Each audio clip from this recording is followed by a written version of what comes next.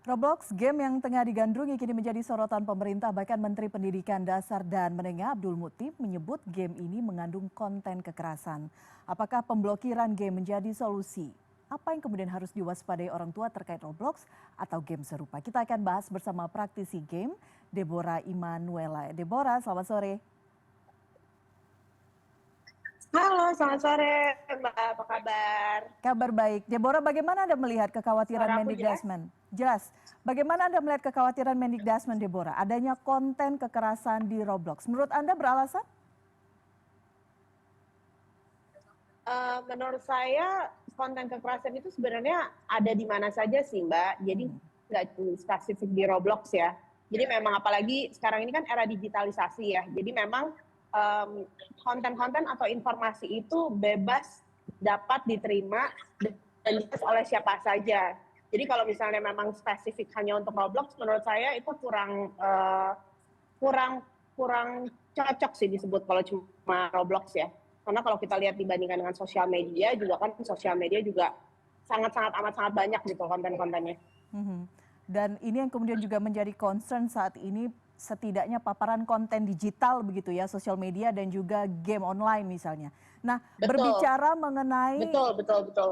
platform Roblox ini kan memang tidak hanya satu permainan ya, banyak permainan di dalamnya dan anak-anak bisa memilih dan bagi sebagian orang merasa ini bisa menjadi ajang untuk menjadi lebih kreatif.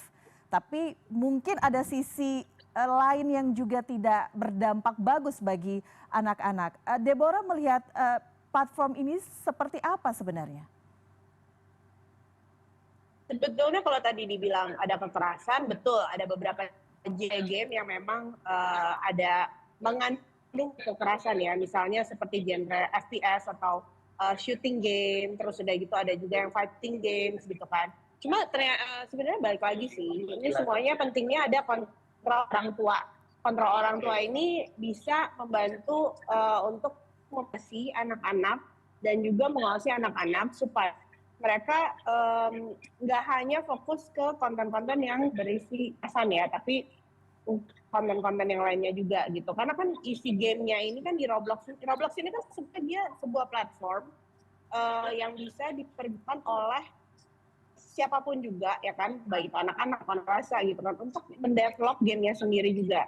Jadi menurut saya justru ini malah menjadi bagus jika orang tua mengarahkan anak daripada kamu cuma main game aja, coba kamu game-nya Roblox gitu misalnya. Mhm. Deborah pernah bermain Roblox juga? Pernah dong, Pernah. Oke. pernah Oke. juga. Aku tahu dan keponakan saya juga suka banget game Roblox. Oke, baik. Nah, sekarang Deborah bisa berbagi tips mungkin bagi orang tua karena ini memang sesuatu yang sangat sulit dipisahkan dari generasi yang sekarang ya karena lekat sekali dengan gadget.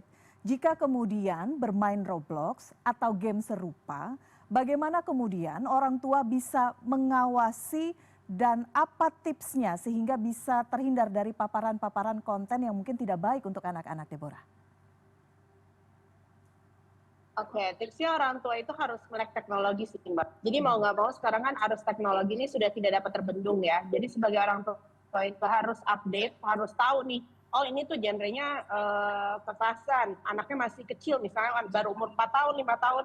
Jangan dulu deh kamu main genre yang ini tuh. Jadi orang tua harus paham anak-anaknya ini tuh main genre yang mana. Karena kan eh,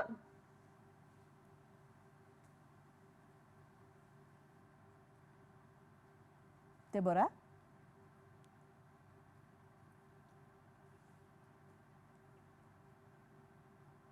Deborah, halo.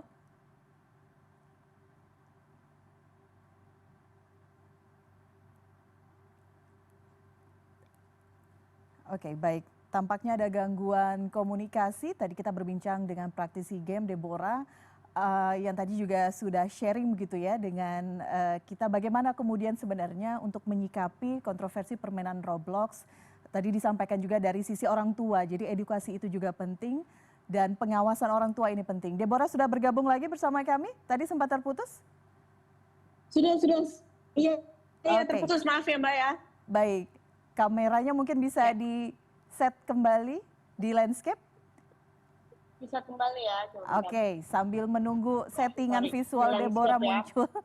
Tadi sempat terputus Deborah. Jadi bagaimana kemudian orang tua Iya, ini perannya seperti apa gitu? Fitur-fitur apa yang kemudian bisa di-set mungkin oleh orang tua sehingga anaknya bisa terhindar dari paparan konten yang tidak sesuai dengan anak-anak? oke. Jadi sekarang itu di Roblox ya, bahkan ada verifikasi identitas atau ID gitu loh. Jadi Mhm. em, dia butuh untuk mempersiapkan valid ID ya, identitas ya untuk anak-anak ini supaya mereka bisa, let's say kalau mereka mau open voice gitu. Nah, dari orang tua sendiri tadi aku udah bilang sih, orang tua itu harus teknologi. Jadi mau nggak mau orang tua itu harus mengikuti perkembangan zaman. Ada genre apa aja sih sebenarnya game itu gitu. Jadi ketika melihat anaknya sedang bermain genre yang kurang sesuai dengan usia mereka gitu ya, misalnya masih umur 3 tahun, 4 tahun lagi main game, terus dilihat, loh kok ini mainnya malah uh, pukul-pukulan gitu kan. Nah, di situ mungkin orang tuanya itu harus tahu gitu, dan di situ anak bisa dibatasi. Oh, kamu jangan main yang seperti ini, kasih gamenya genrenya yang lain gitu. Karena kan anak-anak kan mereka juga mungkin kurang paham ya, apalagi kalau anak kecil gitu. Mhm.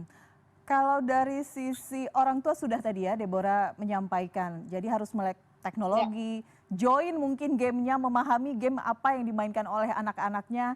Kalau dari sisi pemerintah, dari sisi betul. regulasi, menurut Deborah ada tidak yang perlu disempurnakan, dilengkapi? Karena ya pada akhirnya tadi Deborah mengatakan ya konten-konten yang tidak baik untuk anak Hmm. sebenarnya bisa dari mana saja. Tapi secara regulasi menurut Deborah apa yang harus disempurnakan lagi?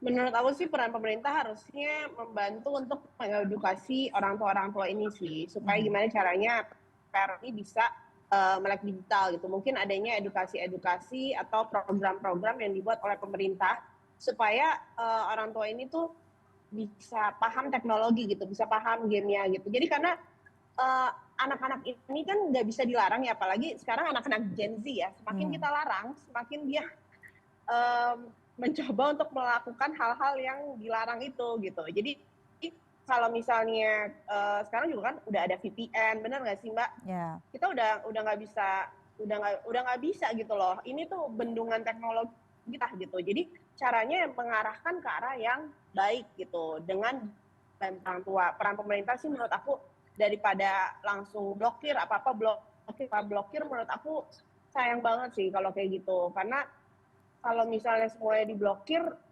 itu juga bukan menjadi solusi sih. Malah sayang banget gitu, kayak misalnya Roblox kan positifnya itu sebenarnya lebih banyak gitu. Cuman yang ada negatifnya itu sebenarnya bisa dikontrol dengan bantuan orang tua. Jadi pemerintah dimohon untuk bantuannya, untuk membantu mengedukasi atau bekerja sama misalnya let's say dengan orang-orang yang ada di game gitu. Saya juga kalau misalnya diajak kerja sama pemerintah untuk mengedukasi orang tua juga saya dengan senang hati gitu kan. Gimana caranya supaya orang tua ini jadi paham, oh ini tuh gamenya kayak gini, genre yang nggak boleh kayak gini, genre yang boleh kayak gini. Terus gimana cara mengarahkan anaknya, oh ada kamu main Roblox doang kamu jadi pemain, kenapa kamu nggak bikin gamenya aja di Mhm. Roblox gitu. Jadi malah bisa membantu developer-developer di Indonesia gitu kan. Apalagi kan kita juga lagi mau mengarah ke situ kan, Indonesia kan lagi menggalakkan untuk memajukan game lokal juga. Nah, ini bisa menjadi bantuan untuk anak-anak kecil ini memiliki bibit-bibit developer ini gitu. Oke, baik. Deborah, terima kasih sebelumnya sudah berbagi Ya, eh, eh, tips dan trik begitu ya, karena ini memang agak sulit dibendung perkembangan iya, teknologi. Anak-anak kita sudah sangat tidak bisa dilepaskan dari iya, gadget, jadi pengawasan yang penting. Dan mungkin untuk kedepannya, karena saya tahu Deborah juga betul, aktif di e-sport ya, betul. bagaimana kemudian ini bisa jadi peluang kedepannya anak-anak Ya, ini menjadi bibit-bibit yang bisa kemudian nanti kedepannya jadi e-sport begitu ya, Deborah? oh kan dari Robloxnya atau game? Kalau dari Robloxnya kan dia memang Dari ada game. beberapa Mhm. game yang reports ya, kayak tadi aku bilang ada FPS, yang shooting games, itu kan juga udah masuk cabang di dunia. Kemarin kan ada eSport World Championship ya, Mhm. itu ada game shooting, ada game Tekken berantem, terus ada juga game MOBA, misalnya contohnya ada Honor of Kings, ada Dota, ada Mobile Legends kayak gitu. Jadi sebenarnya bisa aja sih dari kecil itu, jadi akhirnya diarahkan untuk menjadi atlet e-sports Oke, gitu. Sebenarnya kuncinya. industri game ini sih besar banget sih dan sangat dibutuhkan dukungan pemerintah untuk gimana caranya memajukan industri game ini. Cuma e-sport saja ya, tapi seluruh industri game ini gitu. Gimana caranya? Karena kalau dibandingkan sama sosial media sebenarnya masih lebih bahaya sosial media sih Oke, baik. Jadi gitu. artinya Kalau bagaimana sosial kemudian? media kan udah nggak bisa ya. Kalau sosial media kan udah lebih susah kan Mbak. Maksudnya untuk dari kontrolnya juga lebih susah sosial media daripada kontrol game gitu loh. Kayak Roblox ini udah jelas di sini udah ada batasan-batasannya, harus verifikasi apa segala macem gitu. Oke, dan ini artinya balik lagi peran keluarga sangat penting, orang tua sangat penting, pengawasan, koordinasi, di sisi lain juga Yes. kerjasama dari pemerintah pengawasan juga penting dilakukan. Deborah, terima kasih sekali lagi saya berbincang bersama kami di CNN Indonesia Ya, Newsroom. terima Selamat sore. kasih.